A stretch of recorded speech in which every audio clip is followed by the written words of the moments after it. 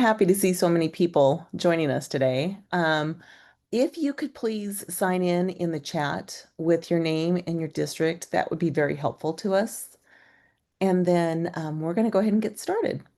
So this is on the final reimbursement requests, and we wanted to make sure that we were able to walk through this so that we are able to get those in a timely manner and get everybody their money. So please advance, Dottie. This is our agenda. We're going to do some introductions and then some general updates from our team, and then we will walk through the reimbursement and for the ESSA programs. Then we'll have some question and answer time and wrap up, and then we also will have some breakout rooms if needed. So just wanted to make sure that you knew that. All right. So while those may be your certain area, if you can't get a hold of one of us, you can always contact any of us and we'll be happy to help you. So just some general friendly reminders. The grant is open and due September 30th at 11:59. So don't wait till 12 because it's too late. The office hours support, we've got two more sessions, September 17th and 18th. So the 17th is at 10 a.m. and then Thursday, the 18th is at 2 p.m. Central Time, but then the Mountain Time is also listed.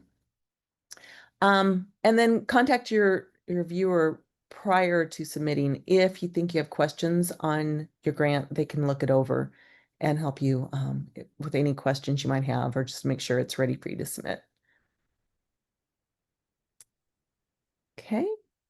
And then all funds need to be obligated by September 30th. So we are down to the last few weeks for you to obligate those funds from the 24-25 school year.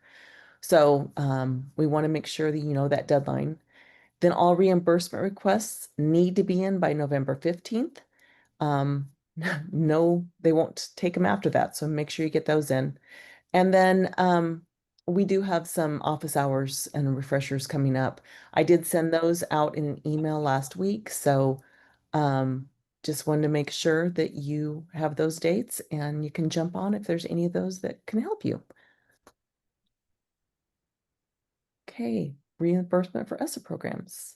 Dottie, you want to? Okay, so just a couple of notes. As we go through this, please stop if you stop me if you have any questions, or please put a question in the chat, and we'll be happy to answer those. So one of the things to remember is the reimbursement requests. There is a help support desk. So if you go to put something in and you want to do a reimbursement and you're having trouble with, you can do a ticket and send it to this address that's listed here. Or you can also include, if you'd like to include your reviewer like Ann Hubble or whomever, depending on what ESU you're in, we'd be happy to take a look at that and help support whatever's needed. So what happens is you put in a request, you're going to get an automated response saying, yep, we got that, we'll assign it to somebody. And they're very efficient in responding to those, usually within a 24-hour period. But I also know sometimes you're right in the middle of a reimbursement request and you get stuck. And a lot of times that's who we get that calls us, and that's perfectly okay because we can help you hopefully figure it out as well. And if not, we tend to like call Jackie or Janice, being previously doing reimbursement requests, can help with that as well. So anytime we can do that, please reach out. Camelia Rogers is the director of the grants management, and she does oversee the process. Okay, so where do I start? Okay, it's best practice, okay? Best practice to submit on a monthly or quarterly basis rather than waiting until the end of the year to do your reimbursement requests. However, oops, maybe you didn't do that this year. It's okay. You're not alone, but it makes it a lot more efficient if you do more frequent reimbursements, and that way it doesn't turn into you and 243 other school districts submitting all at the same time. I can tell you that the financial team has done a great job. They literally pulled everybody a few months ago to go in and just get totally caught up on the reimbursement requests. And they are moving those through a lot quicker now. And the process, like I said, is going extremely well. So I'd say a couple of weeks usually is how long you're waiting for a reimbursement. And it didn't used to be that way. It was a lot more. So we appreciate the support that that team has been providing for our districts. So I'm going to just walk you through a reimbursement request. And some of you guys will be like, yep, I know this. We did this session last week and we had some people go, oh my gosh, I remembered these things. So that's always a plus if you already know some of this. So the reimbursement requests go through the GMS. If you don't have the GMS bookmarked, I suggest you do bookmark your GMS on your computer. You select whatever fiscal year. So what you're doing right now is you're wrapping up the 25. So you're wrapping up the reimbursement and the allocations that you were given in 24-25. And for purposes of this demonstration, we're going to talk through the ESSA Consolidated 6201 line. So we're talking Title 1, Title 2, Title 3, Title 4 payments. And you'll see, so 2025, and you look across here, and this particular district had their grant approved back in January of 2025, final approved, and here's the payments. So when you click on that payments tab, what you're going to get to is you're going to get to something that says view reimbursement financial reports, and you're going to get to a screen here that shows what money you had, like how much was approved, how much was reimbursed. All of this is a very nice overall form to show you what's left. So in this particular instance, the remaining available shows right here. This is how much is left to be reimbursed in both Title 1 and this amount in Title 2. So if I was a business manager, the superintendent, whoever does the reimbursements in the district, I'd be looking, thinking, okay, how did we spend this money? What have we not turned in yet to get our full reimbursement? So next step is, remember I said view reimbursement requests, and in the example we showed, you had that district had Title 1 and Title 2 left.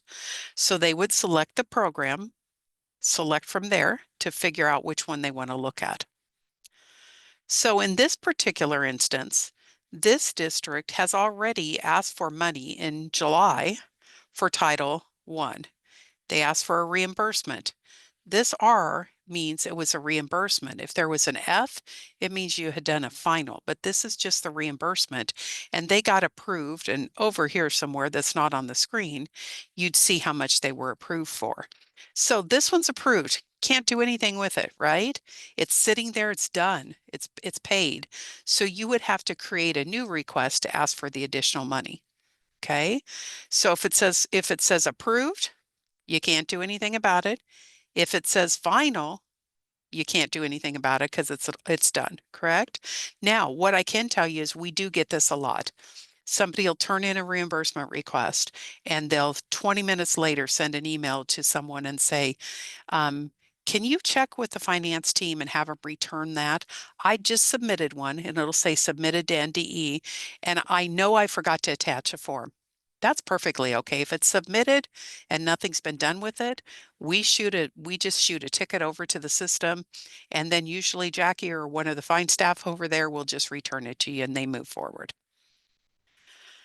Okay, so reimbursement requests not final. This is kind of a very important piece right here. So we're going to talk about that as we move through the next few slides. But notice up here, this all has to be completed. So I've got to have first name, last name of who's submitting it. So if you're the bookkeeper and you're doing this reimbursement request, put your name up here, because if someone like Jackie has a question about something, she's going to send the email to whoever's up here, right? Or she's going to call 867-5309. If you know Jenny's number, you're supposed to laugh there. Everybody's supposed to laugh. If you're too young to know 867-5309, Google search it when we're done. That's who they're going to call, whoever's number is up here, or they're going to contact whoever's number is listed there. Okay, so actual expenditures year to date column. So looking back here, I just want to talk. This is probably, not probably, according to Camellia, this is one of the biggest problems with reimbursement requests. So I'm going to walk you through what goes in here. So whether it's a final reimbursement or just a request, right? We're just asking for some of the funds. I'm doing my quarterly request or I'm doing my final. That column means the total amount that you have asked for in reimbursement this year plus how much you're asking for now. So if this is the first time you've done anything, you're asking for $10,000 in salary, you put $10,000 in the salary box. If you asked for 10,000 in the past and got 10,000 and now you're asking for 5 more, you put in 15. It's the actual amount. It's the total for the year. What you've been reimbursed for and what you're asking for now. It's not just the current amount. It's the whole year's current amount. If you put 0 in this section or in the middle section on the next slide, what the finance team is going to look at is they're going to go, oh, they're just asking to close their grant. They're not asking for any money. So it's important that you put your totals in there correctly. So here's the middle section of the grant. So if it's not a final, this will populate. This will open up this piece. And often this is referred to as the current expenditures section. So up at the top where we had the actual year to date, this is the middle. So this is currently what am I asking for? Well, I'm asking for 5,000 in salaries. So I pulled down salaries. I put in 5,000 here. I put in employee benefits of 2,000. I put that amount in. And I just keep adding what totals I'm asking for between certain periods of time. And that's what gets filled in back behind here. And then if you need to add more additional entries, if you've got 4 of these to use, you can add more as you go down. This section is only completed on a RR that's not marked final. So I'm going to go back again for just a minute and notice up here that in this example, this is where you mark if it's a final reimbursement request. And I didn't mark it on this. So that means that this part will pop up on there. Okay. If it's a final, that doesn't pop up because it means you're just doing the entire year's worth and you don't have to do that section. You don't want to leave these boxes with zeros if you're asking for money, right? If you're asking for money, put the totals in here. And this section generates the total you're requesting on all RRs but the final. So that's what this piece is for. Okay, so remember I said if it's a final, you're going to check that? There's what that would look like. If a final is marked, that means all paid amounts are being asked for reimbursement. No more claims will be allowed. Okay, so this is where I'm going, you know what? I have a Title I grant for $58,000. However, we only ended up spending in Title I $55,000. So I'm only asking for $55,000. This is it. I'm done, right? That $3,000 can be carried over. So there are some information that goes with that. But this is if you select final, it means I'm not going to come back in a month and try to claim that extra 3,000. This is I'm done. I'm done for the year. So right now all of you are probably at the point that you're marking finals because you're wrapping up the year, the 24-25 year to determine if you do have any carryover funds, but you're getting all your money from last year. Okay, what if? Here's some what ifs. I'm in the middle of the RR work and I walk away from my computer. Okay, you guys, I can believe you get interruptions, right? Happens all the time. If you didn't save and you get timed out, I'm sorry, you've lost it. So I would just remind you to hit save a lot. So unless it's a true emergency, the fire alarm's going off and you forgot to click save, I would definitely click save as much as I can and then walk away from my computer. You can leave it up. You might get timed out and have to log back in, but at least what you inputted is saved. Okay, so notice in these two examples, this is the one that's been approved. This one now is just sitting there. It's not submitted yet. I didn't do everything I needed to. I didn't click the submit button. So when I go back into this, I'm going to click the radio button. I'm going to open the request and I'm going to move forward with it. What if the amount I'm requesting for a certain budget code is more or less than what I have budgeted in the grant? Okay, so this is sometimes I used to call this a secret that I didn't know when I was in your shoes. The secret is this. If in my grant I budgeted $50,000 for salaries in Title I, and I'm ready to do my final reimbursement, but my final reimbursement and what I have coded for salaries turned out to be $52,000. And I'm like, oh no, I've got to do an amendment because it's got to perfectly match. No, it doesn't have to perfectly match. It has to be within 25%, or $2,500, whichever's more beneficial to you. So in my example of $50,000, 25% would be 12,500, right? $12,500. So I could be 62,499, or I could be below 50,000 by that and still be okay. Now, what's going to happen is if I try to put in $63,000 in salaries, it's going to kick it out and say, no, you can't do that. Then you do have to create an amendment. But if it's within that range that's listed on this slide, please don't do an amendment. You don't have to. What if I have unspent allocated money? Okay, so depending on the amount and the year it was allocated in the program, you can either carry over the amount of money or you can release it to NDE. Here's my bits of wisdom. Don't release to NDE if at all possible. What happens when you release to NDE is Beth and Ann and Julie and Rhonda and Janice and the rest of us don't get to go on a cruise with your leftover money, right? We just don't get to get it from the federal government. We don't want to say to the federal government, school district ABC didn't want this money, so sorry, we don't need it, right? We want you to spend the money. So in Title I, you can carry over 15% of your funds. So you can carry over 24, 25. You could carry over 15% and use it next year. So let's say your Title I teacher, for whatever reason, she left school in March and you didn't use all of your funding, and you're like, what am I going to do with this money? If it's 15%, you can carry it over. If it's more than 15%, I would suggest you call your reviewer and say, here's our circumstance, and we can talk through the possibility of you getting a waiver. That's allowed once every 3 years in Title I. Okay, so use that. Don't let, if you think you're going to release money, call one of us first before you release. When we say, sorry, there's no other option, release money, then you can release some money. The other thing is Title II, III, and IV. There is no carryover limitation. However, you can't carry over. So in 23, 24, if I had $30,000 that I carried over into 24, 25, and I don't spend that 30,000, then I am going to lose that money. But call us first. Let us help you through that. We want to be sure that we can figure it out with you. Okay? Okay, so items needed for RR submission. So sometimes RRs get returned, and they get returned because you didn't include the right information.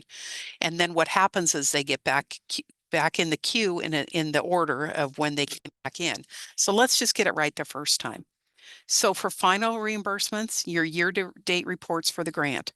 So if you're turning in Title I, send your entire year-to-date from September 1 of 2024 to August 31st of 2025. Send in all your 6,200 report. Everything you coded to 6,200. For non-final reimbursement requests, send in the general ledger for that period of time. So if you're requesting from April until May, send in your April to May general ledger for 6,200 or whatever the code is. For all instances, in all instances, if you have any sort of credit card, you have any travel and reimbursement documentation, all of that has to be included in every reimbursement. Every reimbursement. So those are the things that are most critical for you to submit. Now look down at the bottom and you can see this shows you some information about you check as to whether you have this or not. This is also important. If you need an add a comment to NDE, put a comment there. That way when Jackie's looking at it, she's looking at it going, oh, they said they're going to turn in another one, so this isn't their final. Or they said that I've included the credit card receipts, so I'm looking for the credit card receipts, but I don't see them. So that's your way to communicate back and forth. And then if she has a comment and has to return it to you for whatever reason, she would add it here. So this is just a nice way to go back and forth. I always tell people to go ahead and date it and put your initials at the end of the comment, and then you know who that is. Okay, so uploaded document restrictions. So this is a nice, right here, this is a nice thing to know that there are some weird special characters that are problematic. So instead of saying, oh, blah, blah, blah, blah, instead just don't save your documents with any weird characters, right? Do an underscore. So do 6200 underscore 2425 um, RR1 or something like that. Try to stay away from these characters. A lot of people will say, I can't get it to upload. It's because you have a weird character in there. Here's some common issues. This came right from Camellia, so this is what that team sees the most issues with. And we've talked a little bit about some of these already. Not submitting a final. You don't submit a final. Everybody has to submit a final eventually, right? So if you're at the point right now, you're asking for your final reimbursement, click submit, put it as a final and move forward. All grants, like I said, must have a final submitted, even if it's only for zero. If you don't complete the middle section with amounts and submit them with nothing in that or in that section, the system thinks, oh, they don't want any money. So make sure you fill out that middle section if it's not a final. Required documentation not attached. So we've already talked about that. That's a credit card receipts. That's the information about your staff. That's your year-to-date fund audit report or the period of date fund audit report. And then there's a Title IV. If any of you take Title IV funds, it's the Title IV program specific table that you have to complete by the three areas: safe and healthy, well-rounded, and effective use of technology, and how much goes in each of those categories. And then the general ledger cannot exceed the grant amount. Okay, so if you're if in 6,200 you got $50,000 total allocation, and in your general ledger you charged $100,000, you're overcoding to 6,200. You should only be coding close to the amount that you actually do receive from the federal grant. And general ledger does not match expenditures. So just because in your grant you put that I'm going to pay salaries of $50,000, you can't just automatically ask for $50,000 if you didn't actually pay someone $50,000, right? So don't ask for the exact match if you really didn't pay out. So that doesn't work. You can't be reimbursed for something that you didn't have as a amount to begin with. And I see we have a comment in the final RR. Do we need to include credit card, travel, and reimbursement documentation? It depends. And Jackie, you can probably help with this one if I say this wrong. I think it depends on whether you're asking for additional credit card reimbursements that you didn't have previously. Jackie, is that true? Right. Okay. Um, at the time of you're submitting a reimbursement, you only need to request or attach what you are requesting. Yep. Thanks, On the Jackie. final, you should have had previous ones in your previous RRs. So it's just on the reimbursement request, what you're requesting is what the documentation should be attached. Except on the Okay. final, Okay. we always need a year-to-date report. Okay, yeah. So, hi, Dottie. It's Teresa Hausman here in Yeah. Columbus with the crew. Yeah. So, my follow up was from the whole year or just that final reimbursement. So, I just want to be clear because Jackie, you were kind of cutting out a little with your sound. But so, for the final request, we have that whatever year to date report you said. But if on that final one, we did have a couple of credit card expenditures, those are the only credit card ones we have to upload. Yes, if that's the Perfect. only ones on the final reimbursement, yes. Because your Got other it. ones should be Okay. submitted prior Yes, on that's the what we were prior thinking. So, reimbursement. Perfect. okay. Thank you. Okay, Mhm. Angie, you have a really good question, and I think everybody will benefit from that. So it says, I've submitted several final RRs, and they don't include a full fiscal year report. Do you want to return them all, or should I wait for the checker to ask for that one? Okay, so Angie, great to see that you picked up on, hey, I need to do the full year, right? That's fabulous. Now I'm going to let Jackie answer as to whether she wants to just have you shoot her an email and she can return certain ones, or whether she wants you to wait. So Jackie? That's up to you again. You can submit them all in an email, to the help desk and say this should go to this final for this grant, or I can return them all and you can resubmit them all and attach your documentation, your year-to-date report. That's up to you. You could just request, send the attachment to me and I can attach it to the reimbursement request. So However you Angie, want to do it. Angie, I'm going to let you just email Jackie and you can tell her how you'd prefer to do it. Jackie, that's a really good point that you just said, that there are some times that you forgot to submit something and Jackie will say, hey, instead of returning it, just email it to me and I'll upload it for you. They have the capability to upload more information to the documents. Mhm. Okay, Julie, I'm going to let you take over. Were there any more questions from what has been presented so far? We have a great team on here who could probably answer for you. Okay, if there's no more questions, let's go on to the next slide. And I wanted to share with you that there in the link, there's a handy dandy reimbursement request checklist.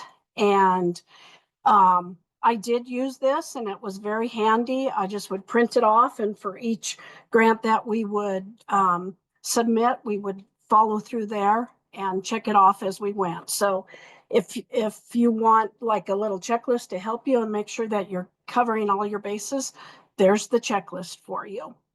And if you have questions, give us a call. We're always willing to help. Or you could put it in the help desk ticket address, and the ticket address is right there for you.